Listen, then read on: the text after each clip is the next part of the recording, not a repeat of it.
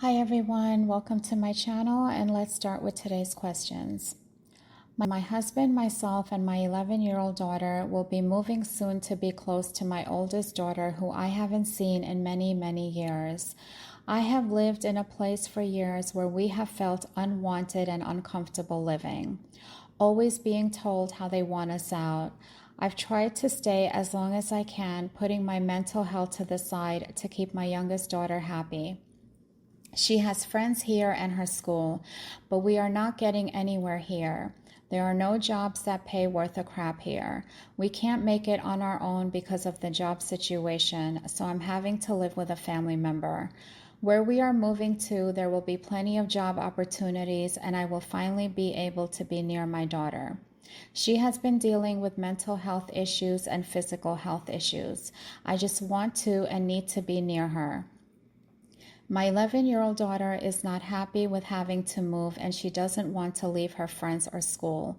I don't want to make her unhappy, but I'm also tired of having my mental health go on a downfall because we can't make it. I felt so alone here, and soon I will be able to live near my daughter, who is very excited to be near me. So what do I do? How do I make my youngest daughter happy and make my oldest daughter happy? I'm just at a loss and I'm very confused. At her age, friends are some of the most important people in a child's life, and leaving them can be devastating. But children at that age also tend to make new friends when they relocate to a new school. She can still be in contact with her friends via FaceTime and texts. You have serious and valid reasons for moving, and you should tell your daughter why it is important and necessary to move. If she doesn't understand now, one day she will. Families relocate all the time for various reasons, whether it be out of state or out of the country. At the end of the day, you are the parent, and children have to move where their parents decide. This may also teach her how to be resilient, how to adapt, improve her communication skills and independence. Am I wrong for side-eyeing my sister-in-law when she hasn't done a single thing wrong? I am 38 and I have a younger brother who is 25. We grew up with a single mom who did her best but always picked trash men. My dad was a deadbeat, my brother's dad was abusive, and our stepdad now is emotionally abusive and hates us. I got out early, got married, and built a decent life. My brother had it worse. By 18, he had already been in juvie, smoked the devil's lettuce, and got kicked out of the house more than once. Then at 21, he met this girl on Facebook. They got married within 6 months, and me and my mom were like, oh, hell no. But then suddenly, this girl turns his whole life around. She had a house, moved him in, brought him a car, got him a job, and even pushed him into therapy. And it worked. He is like a whole new person. Mature, stable, responsible. Everything I never thought possible for him. So what is the problem? You tell me, because apparently I am the problem. I just don't trust her. It feels too good to be true. Why would anyone do all that for someone with zero expectations? She is quiet, funny, kind, and her family is bubbly and welcoming, like actually normal, which to me feels suspicious. Where is the drama? Where is the chaos? Maybe they are just good at hiding it. Sometimes I even catch myself low-key waiting for the other shoe to drop. Like, it cannot be this perfect. Her energy is soft and sweet, and it just makes me feel weird.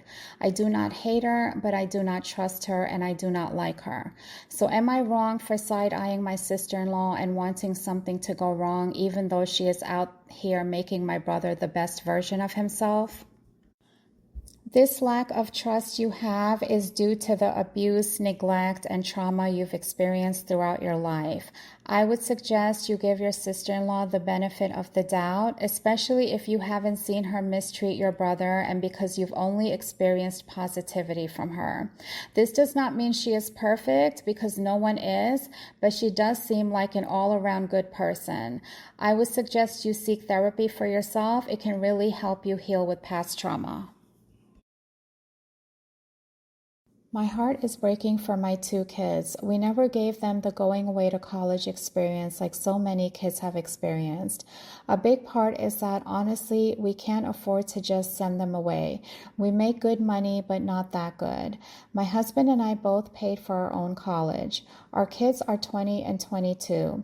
I'm seeing all of these posts on Facebook of our friends sending their kids off to college, and the mom guilt is so real right now.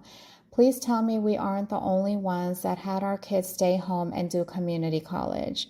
I feel like they are missing out on so much, but both my husband and I never lived the college dorm lives either. You are not the only ones. There are many college students who stay home and attend college, and there are also many who stay home and enroll in online college programs.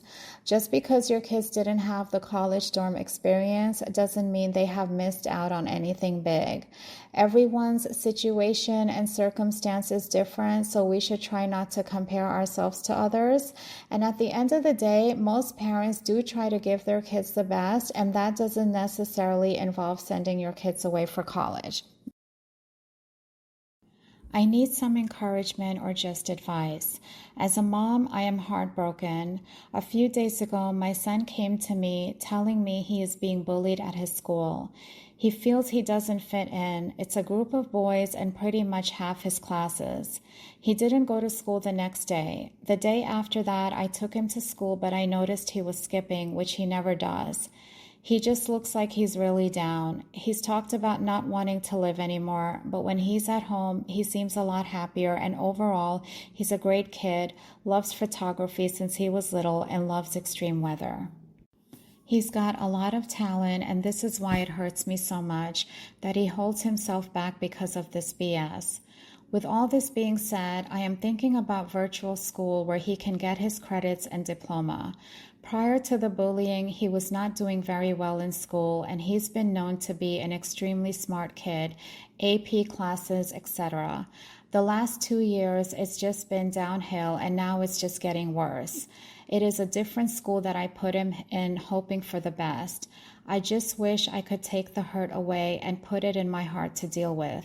Of course, my first thought was to go up to the school and get in the faces of these bullies, but I know that will not help anybody. I am stuck between a rock and a hard place and just need some advice and your thoughts on virtual school. Thank you. I'm so sorry for what your son is going through. No child should have to go through this. I would discharge him immediately, but I would also speak to the school administration to prevent these boys from bullying others. Are you able to enroll your son in his previous school? Virtual school is also a great option. I would definitely look into that. Ask your son what he prefers. Is he okay with virtual school? My heart really breaks for him and all the kids who are bullied at school. It can be very traumatic. I hope once he is discharged from this school, he will be in a better state mentally and emotionally. You're a good mom for caring and taking action to get him out of the situation. I hope everything works out. Today, I would like to end with the following quote. The ultimate tragedy is not the oppression and cruelty by the bad people, but by the silence over that by the good people. Martin Luther King Jr. Thank you all for watching. Take care. Please pray for Gaza and for all those oppressed worldwide, and God bless.